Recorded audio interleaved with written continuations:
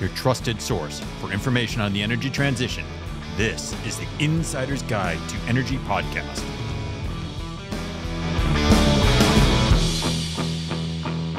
Welcome to Insider's Guide to Energy. I'm your host, Chris Sass, and with me today is Michael Lee, CEO of Octopus Energy US. Michael, welcome to the program. Excited to be here this morning. Great to talk to you, Chris. I'm excited to hear about what you're doing. Octopus has such a good reputation globally. I know that I saw at Distributech, I think I talked to Octopus before. We've been around you guys quite a bit. But what I'm interested in is a little bit about who Octopus US is and what you guys are up to. So we are a handful of things. First and foremost, people know us as a retail energy provider. And historically, that industry has not been a great industry because of a whole bunch of tricks that those bad companies have played. But we think that by doing a retail energy provider, we can do incredible amounts of load flexibility and turn energy into a true consumer product. We also get really excited about EVs and heat pumps. And so we help deploy those, finance those, and get customers all excited about those.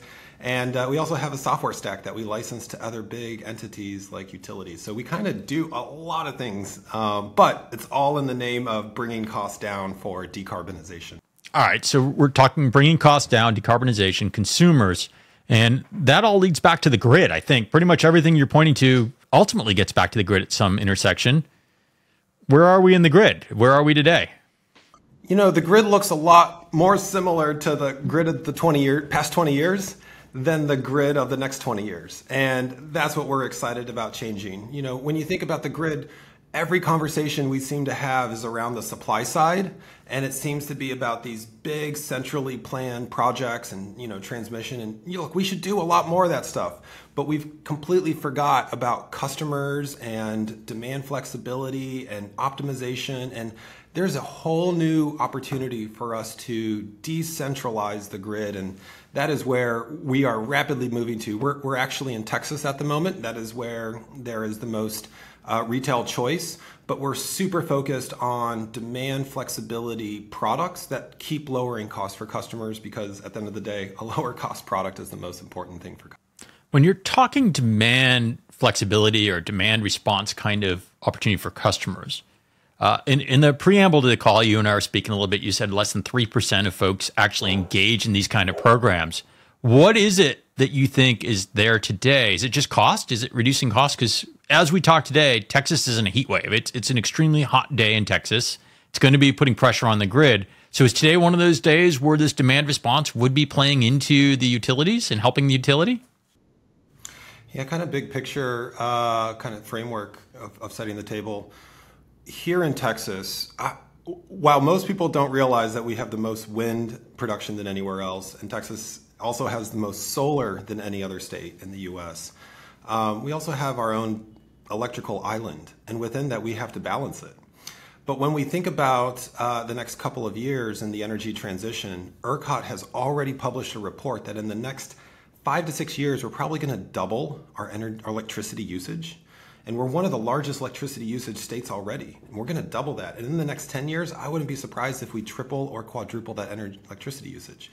And that's because of re-onshoring of manufacturing, data centers, the electrification of everything at the household level. And so there's a huge opportunity as we go transform that grid through this load growth to really not keep copying and pasting the grid of the past, but to do something different. And so, with regards to your question about what's happening in today's current challenge, when we think about the most stressful times on the grid, even today, it's not because factories all of a sudden happen to use 2x as much power between a May 15th day and a June 15th day.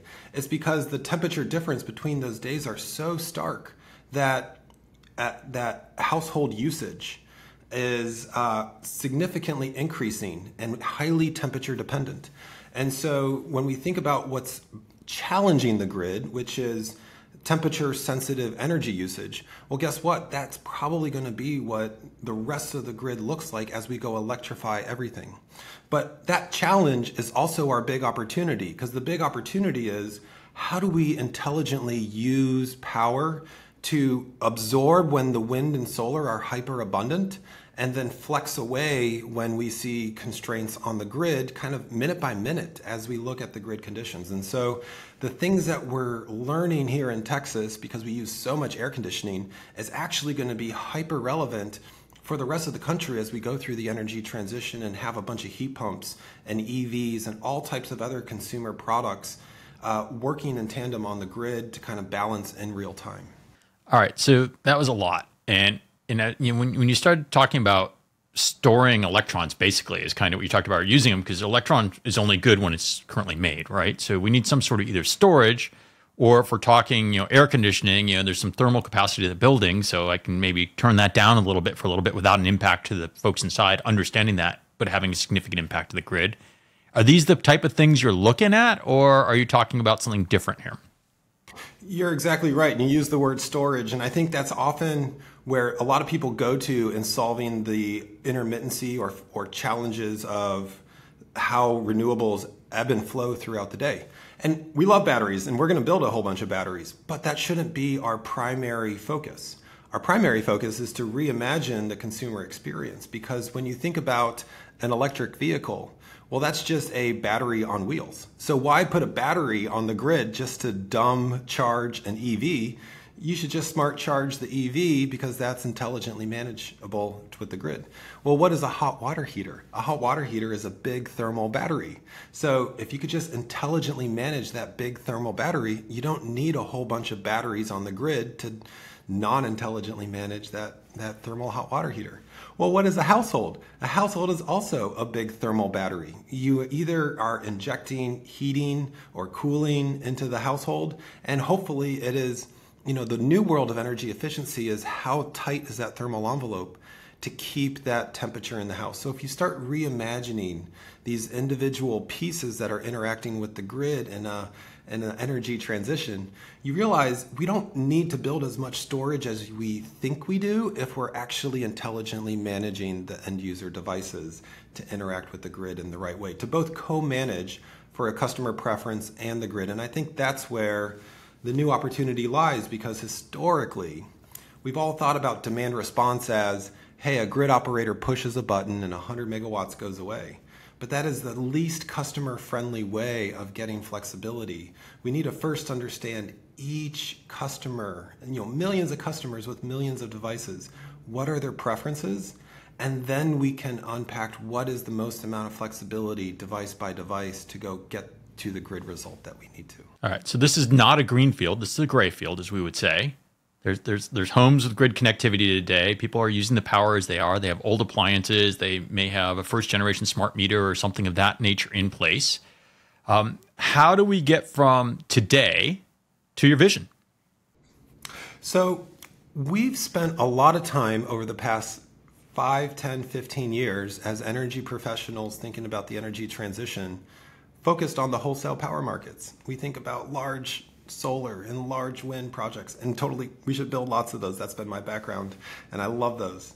But we've forgotten about the element of the retail rate design. And this is something that both utilities, CCAs, co-ops, munis, and for-profit retailers all participate in. They think about what is the rate that customers pay. And I think a lot of places are in the version 1 of rate design, which is a fixed rate all day long, and there's no value for flexibility. Version 2 is time of use rates, where preset times of the day have different prices, and so you're kind of financially encouraging people to use more during certain times or others. But the challenge is that's not how a renewable energy grid actually operates. Every day is a little bit different.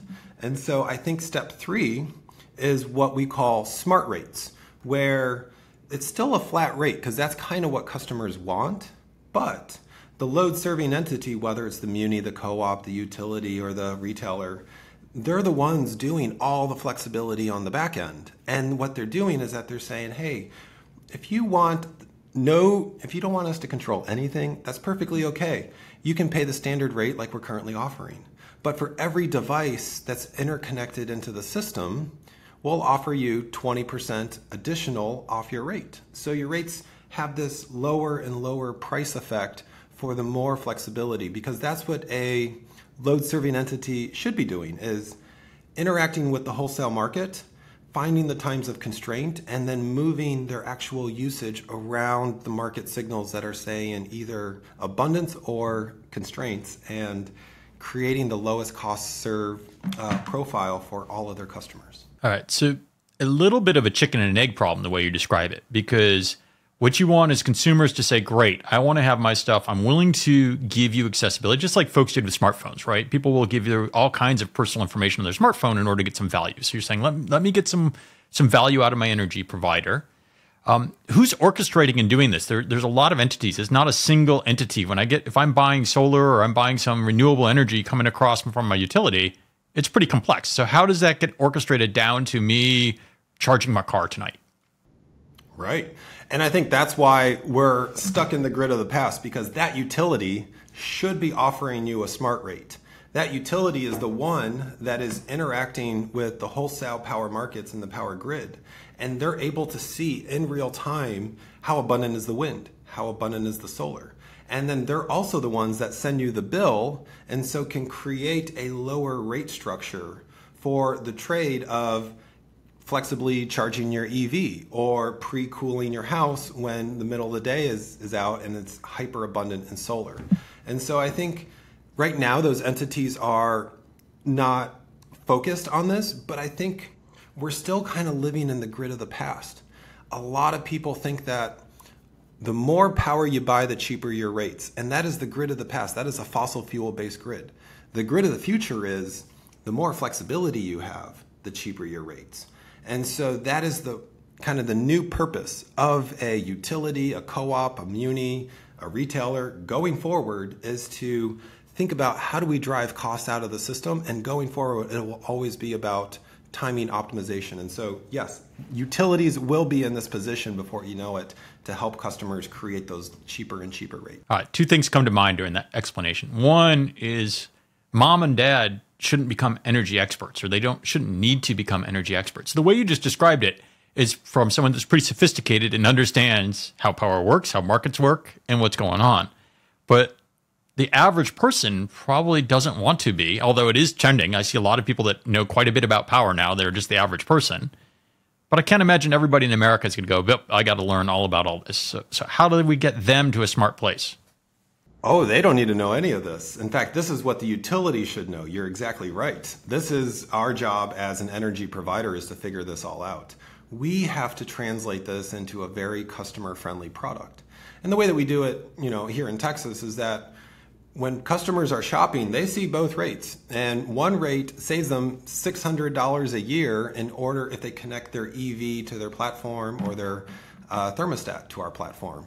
And that's a simple, if you have a Nest thermostat, in order to use the app, you have to create a username and password anyways. In order to have a Tesla, you have an app. And so those customers have a username and password. So it's about linking that car or that thermostat to our system, which is just a one-time thing. And after that, we do all the magic on the background through technology to go figure out, hey, when you plugged in at 5 o'clock, you shouldn't be pulling from the grid right away. You should be charging in the middle of the night. Oh, wait a minute, it's actually a low wind night. You actually may want to start charging in the middle of the day to try to grab these last hours of solar, because we think these are going to be the most abundant hours over the next 12 hours. So that optimization layer is all done by us.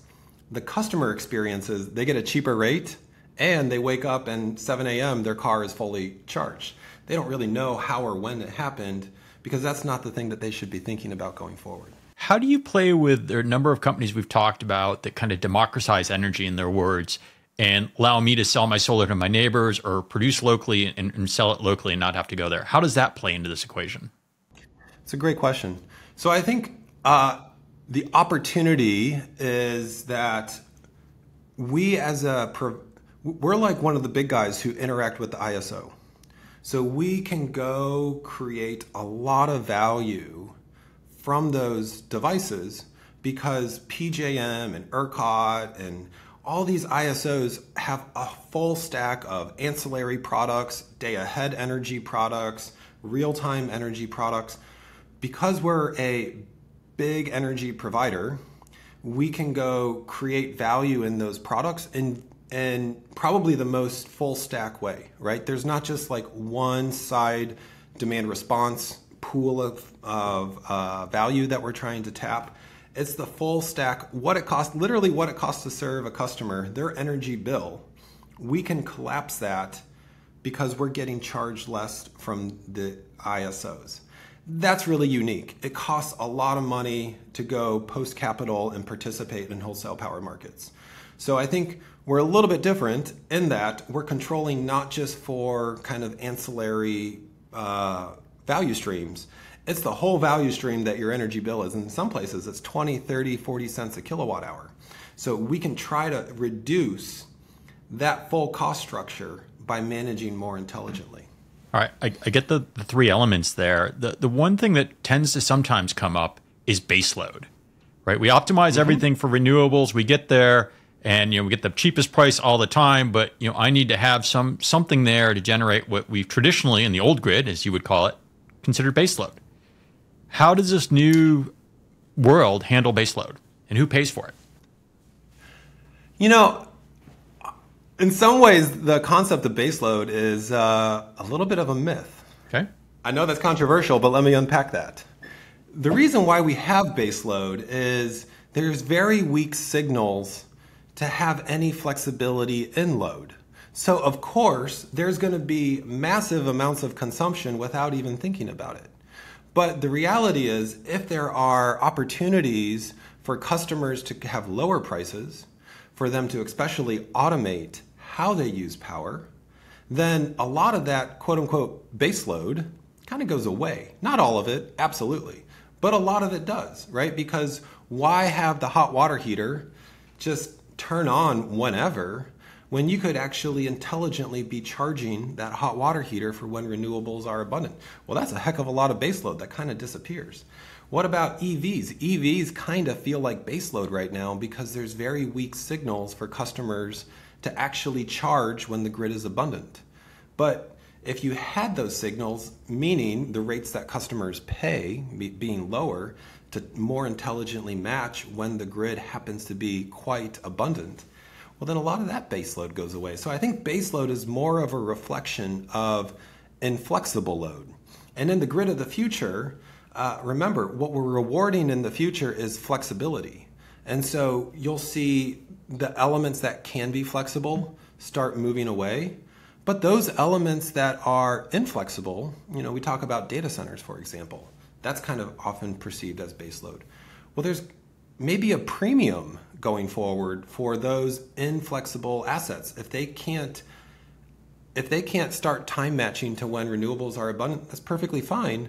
But that's the reason why we're overbuilding the grid and using very dirty and expensive power to power those inflexible loads. So I think the concept of baseload is kind of antiquated. I think what we're really talking about is inflexible loads, but we haven't found the right structures yet to incentivize all the flexible loads to come out of the baseload concept that we experienced. And I guess along the baseload conversation, a last question, and we'll move on, is what about, let's say, a snowstorm in the Northeast or some sort of an event that's outside, right, where I want to be able to quickly ramp up power or something of that nature? Heat wave in Texas today, right? Are all those handled by the renewable structure the way it is today? And obviously we talk about renewables. This whole show is about the energy transition and renewables. So I'm not promoting that it's not. I just want to know what your take is of how we handle that going forward. And these are very important questions because this is what grid operators think about every single day. They look at the interconnection queue and they see massive amounts of renewables come in, and they're sitting there thinking, how is that going to line up with my energy consumption? And so the answer is, well, these are slightly different problems, but actually quite related. I would say let's kind of take Texas and or just heat in general. Well, we tend to have heat because the sun is out and it's the middle of the summer, right? Like cloudy and rainy days are not nearly as hot as the cloudless, super bright, super sunny days in the middle of August. Great. Those are the days where we have pretty much guaranteed an overabundance of power between 8 a.m. and 3 p.m. So the answer to that is, how do we super cool houses during the middle of the day so that way at 5 o'clock on that same hot day, they're not pulling from the grid? the heat, the Northeast heating challenge is kind of similar. You don't necessarily have it driven by the same dynamics, but you have still a lot of wind as you have these nor'easters kind of come through that are creating these, these cold events. And so I think there's opportunities to, superheat, not like 80 degrees or anything, but make it so that way you're injecting heat at the right times as you see the wind ebb and flow with these storms. So that way, in between, you're able to kind of ride through these multi-hour flexibility events. All right. And that's why energy efficiency is so important. All right, so we've covered a lot of the hot buttons here. If I'm a utility, how am I currently engaged in? Are you conceived as a competitor or are you an ally? I think it's a mix of both. And I think the reason is that we are a load serving entity. We are a retailer, and we are here to go transform the grid to be highly customer centric for millions of devices interacting for millions of customers. So we want to serve that load, and we want to go flex those devices. Now, we do realize we can't do that everywhere, but there are about a dozen states in the US that we can go do that in. But the software stack that we have developed called Kraken, that actually is the products that will help, that is core to the energy transition for utilities to flex all these devices.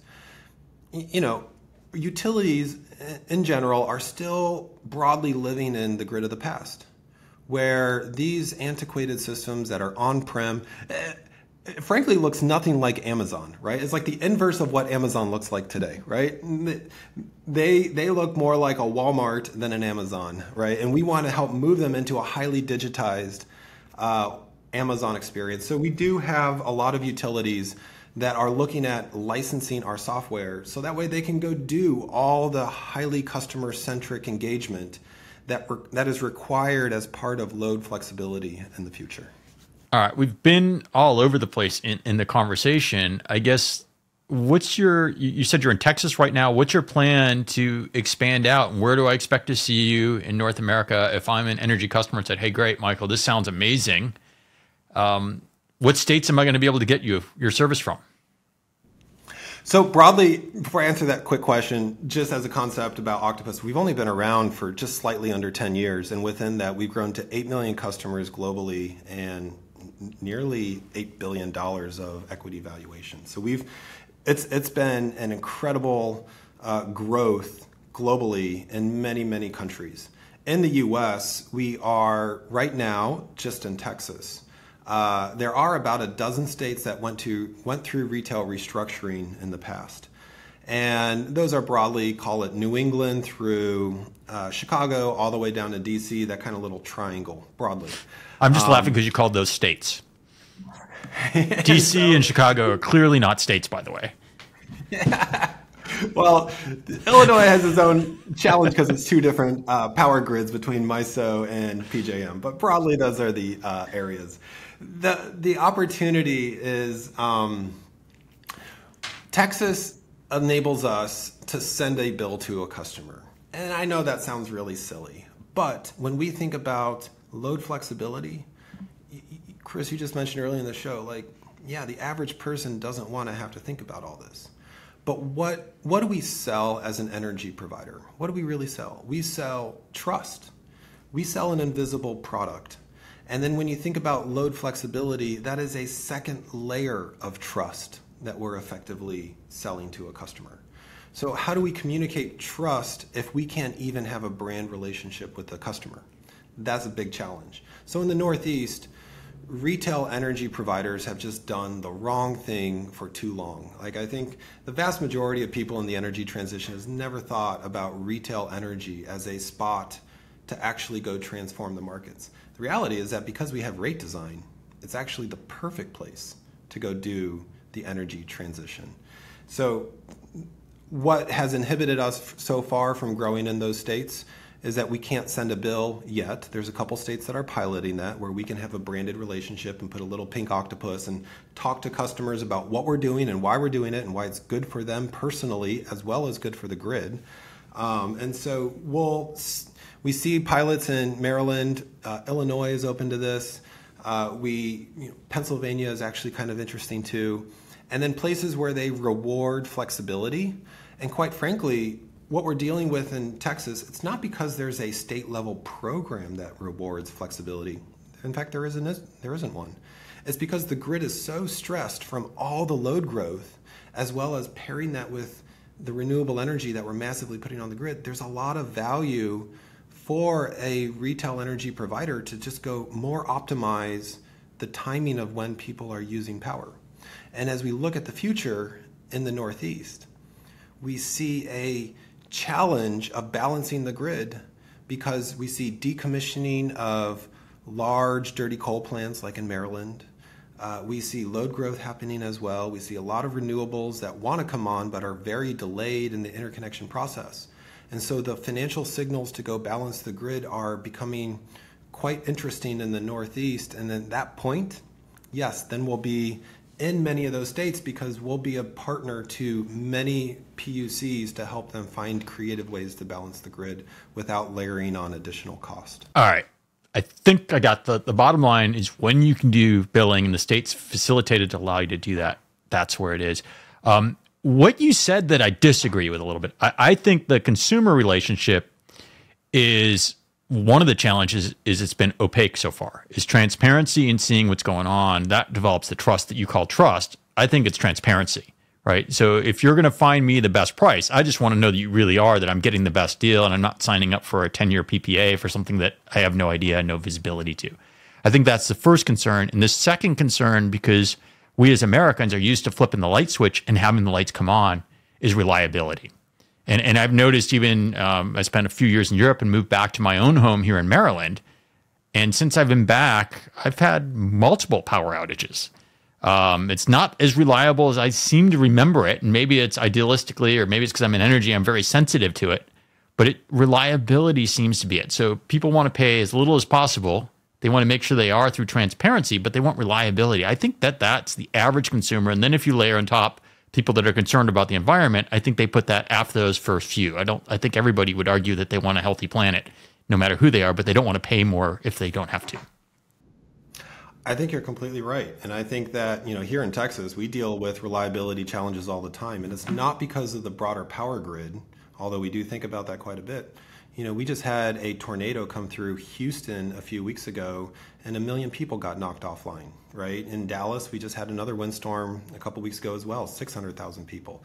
So reliability is both the transmission network and the broader grid and the energy power plants, as well as the local distribution centers.